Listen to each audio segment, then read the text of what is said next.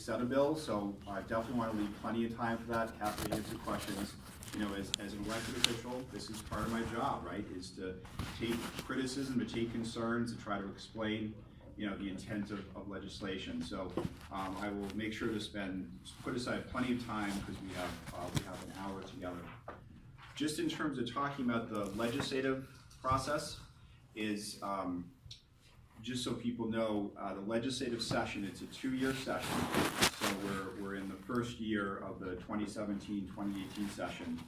In terms of what I've been spending most of my time on this session, there is an effort on Chapter 70 education reform. So Chapter 70 is the state law that decides how much state aid comes to every school district. And traditionally, Acton-Boxborough has received less funding, although there has been an increase over the past 6 years, which I worked on. But I understand that, you know, property taxes continue to rise. We need to make sure to support every school district. So there is a bill that would change the formula. That's the formula that analyzes how much money each school district or town or city gets. And so if that bill were to pass, then over the next 5 years, you would see a dramatic increase in state funding of millions of dollars. I don't know specifically what it would be for Acton-Boxborough, but it would be, you know, an increase of millions of dollars per year. So that's a big initiative we're working on. I know I've talked to some members of the community about complaints about the train station and lack of parking. That's been a real big issue. I think you're probably familiar that I worked for about 10 years to get the South Acton train station built, as well as the Littleton train station built, and then the double tracking. So if you go to the train station now, there's 2 sets of tracks. That improved the reliability and eventually the number of trains. We have to buy more cars for the train in order for there to be more trains to leave in the morning and the evening. But that was state and federal money that made those improvements. The problem is, as probably many people here know who are commuters, is we did not add any more parking at the train station, which is illogical. It's one of my frustrations I have with the MBTA, where they're happy to improve train stations, but they say they're not in the business, if you will, of providing more parking. So we are working with the towns and area property owners to purchase more land to provide more parking in Acton, Littleton, and Ayer. I should probably explain that I represent 14 communities. So I represent Acton-Boxborough, Harvard, Littleton, Ayer, Shirley, Stowe, Sudbury, Maynard, Hudson, Marlborough, Westborough, Northborough, Southborough. So 14 communities, 2 commuter lines. So I do a lot of work on transportation. The second level of transportation is the regional transit authorities. So I don't know how frequent this audience uses some of the shuttle service. It's called Crosstown Connect, but that was started with state funding and now is mostly relying on local funding, but there's some state funding that goes towards that. So I do a lot of work on transportation. I know driving into Boston almost every day that the traffic is getting worse and worse. I also do a lot of work on environment and energy, working to combat climate change. I invest more in solar energy, encourage energy efficiency.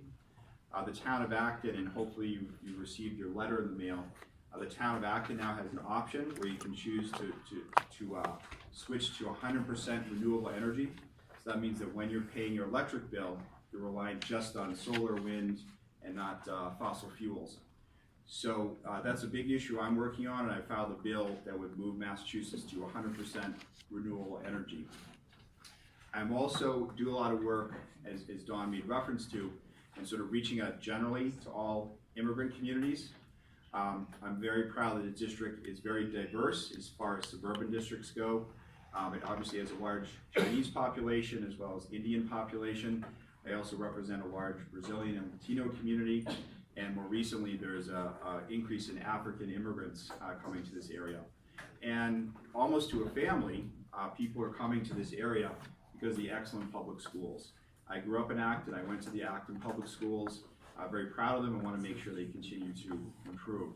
So there's a number of bills that I filed that are looking to provide more support for immigrants, including I filed the Safe Communities Act. That would address some of the concerns that many of us have around deportations that are increasing under Donald Trump. We'll also look to provide more funding for adult basic education to help those that are new to this country that might not be well educated, and help them to learn and speak English and become more productive members of society. So that's something I work on the budget level. So the legislative process, very quickly, is in January, legislators in the odd year, so 2017, we file all of our bills, and that's a period of time of about 1 or 2 months where people contact us as legislators to co-sponsor legislation. So I have co-sponsored, I think, 700 pieces of legislation. So I co-sponsor a lot of legislation, and I filed 84 pieces of legislation, which I think is the third most in the legislature.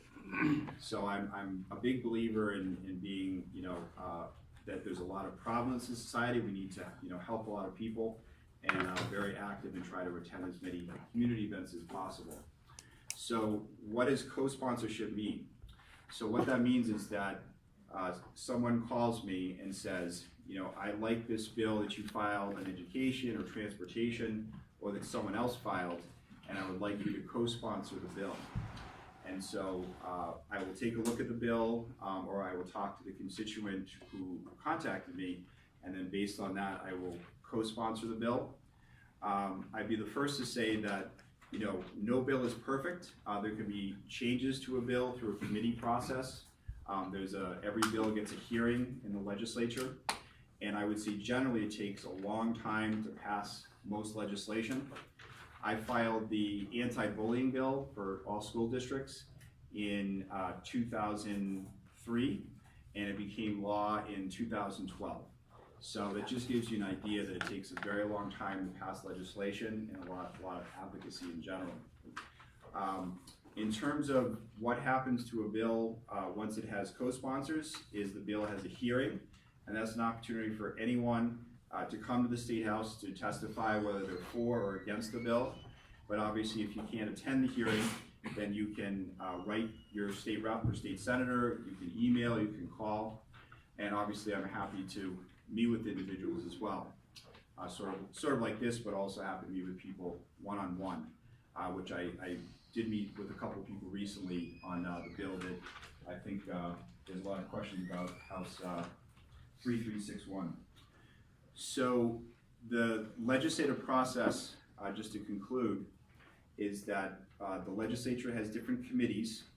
There are House and Senate members of every committee. They vote by a majority to report a bill out of committee, that means favorably, and that bill goes to a committee in the House or Senate to see what its fiscal impact is, how much this will cost the state if it becomes law. Depending on how much it costs, it might have to be funded. Then it will be voted on by the House, and go to the Senate, or it can be voted on the Senate and go to the House. And then, of course, the governor, right now, Governor Charlie Baker, would either sign the bill into law, or he can veto it if he doesn't like the bill, or if he can send it back for changes. Probably the most important focus for everyone here, whether you're talking about House 3361 or other bills, is that when that bill is in the committee, that's when it can be changed. So there can be changes to the bill. Obviously, the bill can be sent to study, which means that it's not reported out favorably, or it can be reported out favorably. About 4 weeks ago, I think I got about 4 or 5 emails from my constituents, perhaps some people here, that expressed opposition to House 3361. So I reached out to Representative Taki Chan, who is the state rep from Quincy who filed this legislation. So we had a conversation about it, and I've been talking to a wide variety of Asian American organizations about the bill, because if you're wondering why was this bill filed, it was filed because, as far as I can tell, so I'm not too familiar with the bill until recently, is that a wide number of Asian American organizations representing probably some of the larger Asian nationalities that are in Massachusetts came together in a coalition and asked for this bill to be filed. I believe it's been filed in other states as well. And so that's how the bill came to be filed by Representative Chan. And I came to co-sponsor the bill because a constituent contacted me and asked me to co-sponsor the bill. That being said, I completely acknowledge that there could be problems with the bill, that I want to, discuss the bill, hear concerns, and, see what those concerns are, and then obviously, see what's best moving forward for the committee that the bill is in. Representative Chan in his office did provide a fact sheet and frequently asked questions on the bill, so I'm just gonna pass that out. I came from his office. So that's sort of the legislative process. Again, it's a 2-year session, so we'll be passing legislation from now until about December. Then we take a short break, we come back in January, and then we're in session until about July. Because it's an election year, we end our session at the end of July, because then most people are running for re-election. So that's the legislative cycle. So Massachusetts is a 2-year legislative session, so there's those 2 years for a bill to pass.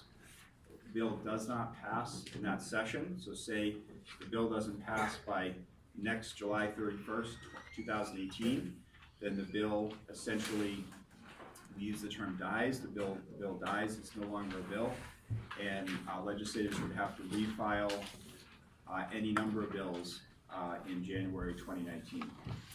So that's the legislative process, and I believe that I'm someone that's very accessible and meeting with people one-on-one or with groups like this to get feedback and concerns about the bill. As I'm sure you understand, I represent 170,000 people. There is no bill that I've filed or co-sponsor where all 170,000 of those individuals agree with me on something, but I really look forward to discussing the legislative process in general, and then I think as we get a little bit later, I think John will be moderating, happy to talk about House 3361 or other pieces of legislation, if that makes sense to them. So do people have questions about the legislative process or sort of the bill process, or? Yes, ma'am. I was just wondering, you were mentioning that it's a 2-year process. So does it mean that you can only propose on the year 1 and then it's 2-year process, or you can propose on year 1 and on year 2? How does that work? Yeah, that's a great question. Yeah, so at any time a bill can be filed, but you're really supposed to file it in the January of the odd year. So I could file a late file bill, but it'll have a delay. So it might not get as much consideration as a bill that's filed at the beginning of the session. So if you would like to file a bill at toward the end of the second year, and then you don't have an advantage, that's essentially what that meant. You really wanted to. It's usually a disadvantage. It just takes longer because that committee might have already had a series of hearings. Just to give an example of the hearing, so I chair the Financial Services Committee, so it oversees all banks, all financial institutions, to some extent health insurance. So tomorrow we'll have probably a five-hour hearing on all bills around healthcare, around mandates requiring health insurance companies to pay for certain medical diseases. So that's sort of typically what legislators do, is they attend hearings for say one or 2 days a week for 5 or 6 hours. You also mentioned that there could be potentially increase for the school funding in the area. Can you elaborate on the type of considerations and why there is an increase? What's the thoughts behind that? Yeah, so in 1993, a law was passed called the Education Reform Act, which basically tried to make sure that every school district receives a minimal amount of state aid. Because before then, the city or town was paying almost all the money for education. So it increased the amount of money, and there's a couple analyses. It looks at property values, it looks at the number of children in the school district, and it looks at the median level of income of the community. So Acton-Boxborough has received an increase because we changed it to reflect that if there are more kids in a town or city or school district, it would receive more money, which makes sense. So that's why Acton-Boxborough has received an increase of a couple $1 million over the past several years. So that's a formula. So basically, if you change different parts of the formula and then you add more funding, then the school district will receive more money. And we're very committed to making sure every school district receives an increase in state funding. The other piece to that, just because it's important to talk about, how would that be funded, is there's a proposal called the Millionaire's Tax, which everyone here will be voting on next November of 2018, for the date of the election. And it puts a 4% tax on anyone who makes over $1 million a year, and would raise about $2 billion, and half of that would be committed to education. So the hope would be to dedicate, at least half, in my opinion, of that $1 billion to K-12 education. Talking about the school, is there any bill sponsoring for the opiate epidemic? Is there? You can hold your question later, okay? Right. Yeah, I have a quick Oh, question sure. about the procedure, the billing procedure. Sure, So when you sure. talk about the public hearing, so do you have like an estimated date for this bill, H 3361? Do you have an estimated time for the public hearing? So it hasn't, I don't know if it's been listed online yet, it hasn't been listed for a hearing, or, I don't know, I figured since so many people are focused on it, do you know about when the bill's being heard? Yeah, that's So anybody. in general, how many days, like advance days, we will notice to get the hearing? It's usually 1 to 2 weeks, yep, 1 to which 2 is, weeks. it should be more, I agree, but yeah, there's about 6,000 bills filed every session, so. But I'll check to see when the bill's hearing is coming up. Thank you. Yep. I don't have a question actually, I just wanna say, we're very appreciative as a community, that we have the opportunity to talk with you in this moment. So there's treat from the audience, it's iced coffee for you on the table, Yeah. feel free to Oh, take thank those. you. And then we want you to be energized. Thank you. Thank you very much. Surprised it's so hot out, I thought it was supposed to be the fall. like, August. End of You are summer. here. Good question. Yeah. Given the fact that you have thousands of bills need to review each year, so how do you guys Please, no prioritize photos, those? please, I already said the rules. Oh, go ahead. No photos, please. Okay, Yeah. so how do you prioritize those bills? So which one you decided and who decided go first, in what order? Usually, do you change the prioritization like during the year if things happen? How does that work? Yeah, so this is the mystery of the democratic process, and it's all about advocacy. So, I would say that, I talked about some of my priorities. So that's sort of priority, because that would affect more people in my district, education, transportation, climate change. And then I have committee priorities. So last session, we had a bill to require health insurance companies to pay for Lyme disease, because there's so many people in Massachusetts who get Lyme disease. It's one of the worst states in the country. And health insurance companies weren't paying for the antibiotic treatment. So that was a bill that was in my committee that we prioritized, mostly because so many people came to the hearing and told their stories. So that's why the bill hearing, is very important, and just generally interacting with constituents. I think one thing to think about is that it's, you really want to think about it in terms of a statewide coalition, because it can't just be focused on 1 or 2 state reps or state senators. It's how do you build support across the state? And that's what, in the example I gave, the Lyme Disease Coalition, they had a statewide coalition, so. Yeah, I'd like to, thank you for that good questions. I'd like to reiterate, I think we're so fortunate to have a easy access as a community to Senator Aldridge. Clearly, as community, if we have concern, I think that kind of allow us to get advocacy from him, right? I think it's great resource we'll all have, right? I think it is, yeah. I have I'm selfish. I'm asking a question that really concerns me is the train station, because I live within Sure. a mile from the train station. Yep. Sometimes I have people park in front of my driveway, and I don't want to call the police on them because I feel they're stressed because they have to get to work. So as a state senate, so you are advocating for this as an active resident, right? So can you suggest how we can get involved to have this, push this process along in Acton, so people who commute? I know a lot of Chinese people, we're all both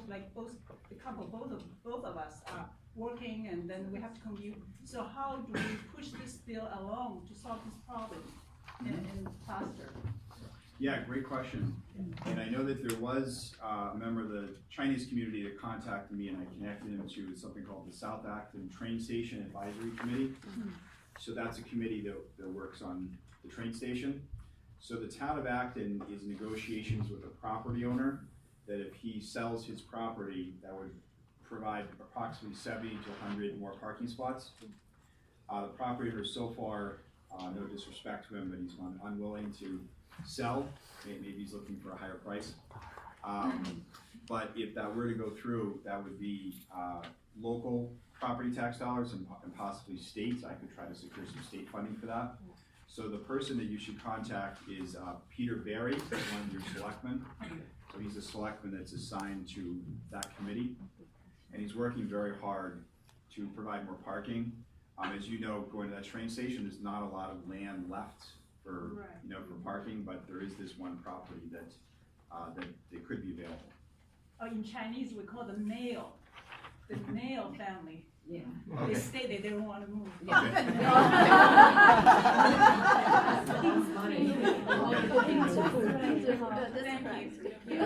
Oh, nail.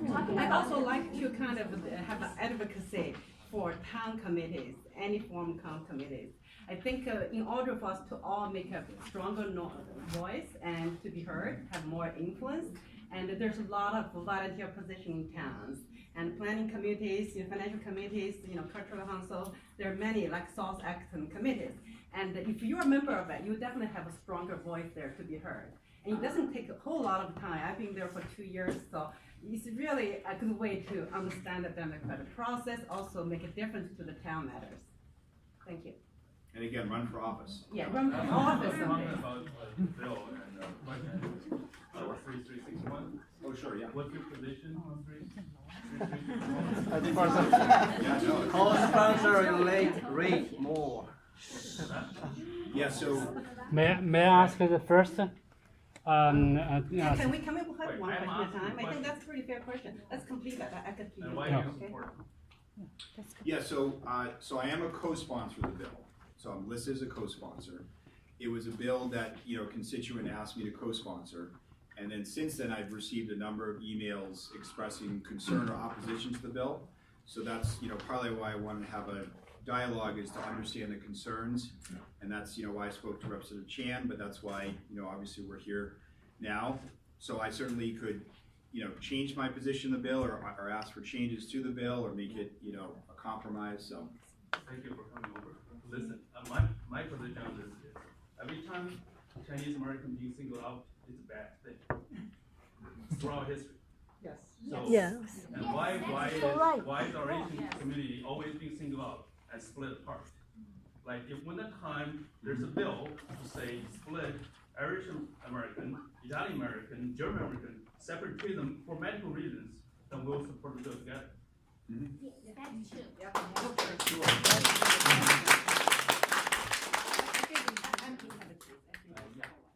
My question is also for the 3361. So basically, And I'm sorry, I couldn't hear you. Yeah, please my speak louder. question is also for Oh, sure. 3361.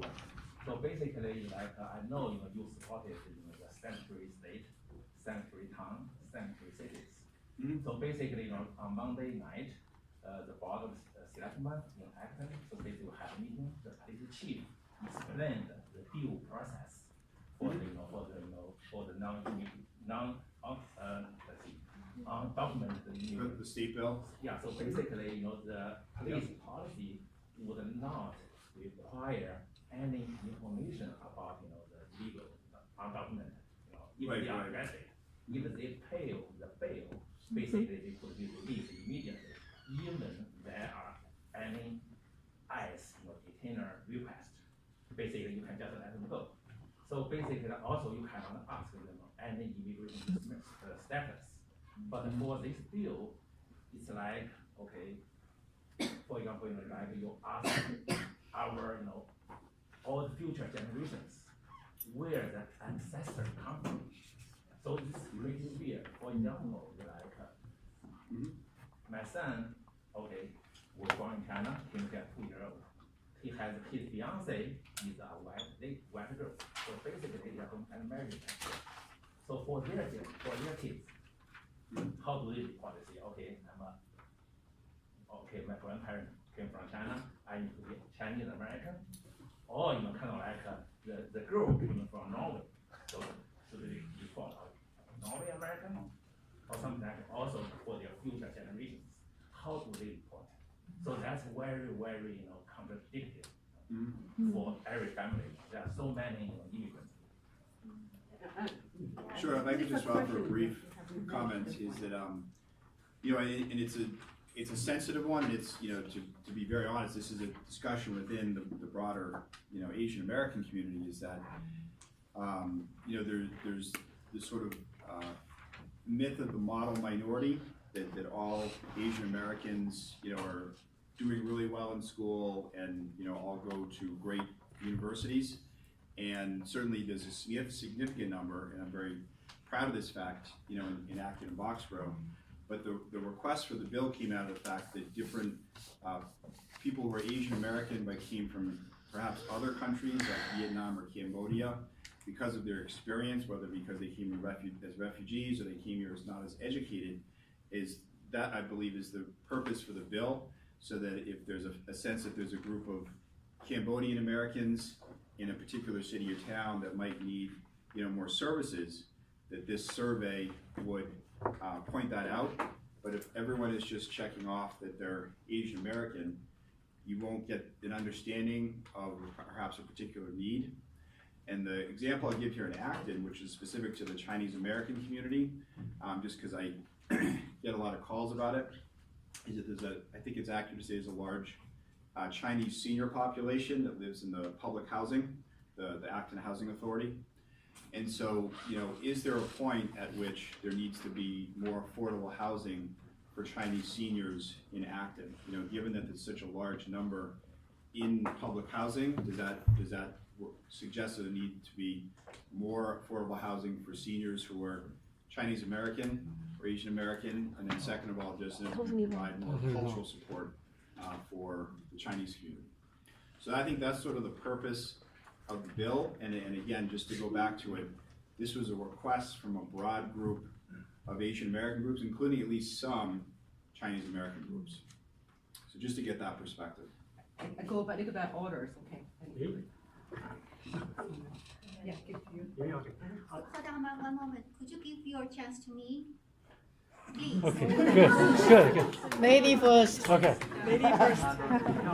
Lady first. So, who are here against this bill? Please raise your hand. So, do you see your voters? Who are you, please? I'm individual. I'm a voter. What's your name? American. I'm American. I don't want to give you my name. That's my right. Actually, I should have said it wrong. Everybody speak up, ask questions, should record their name, which town they're from. That's the thing. Yeah. I think that should be But I don't feel comfortable. I don't feel, that's your, not your session. That's our session. That's our representative. Hold on. I think I need to break that through, because that's we have a rule here. Although I against this bill, but we need to just follow the moderator's process. Let all the people get in our speech. Okay. It's done. Okay. Right. I just want to show voters' will. If our representative is here, he should hear our voice. That's my purpose. Agree.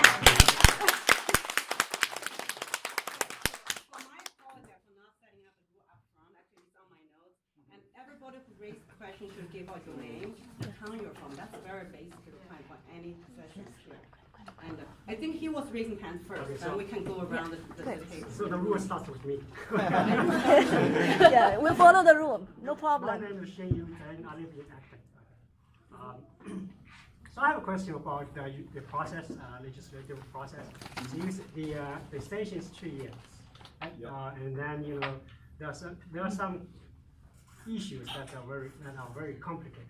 For example, you had a bill that lasted for 8 years. The example you gave us. Right. Yep. So I have a two-part questions. One is that how do you ensure as a legislator ensure continuity? It's 2 years, and then you need 8 years to finish the bill. Number one. Number two is that like issues like the desegregation issue, very complicated, right? How do you build consensus?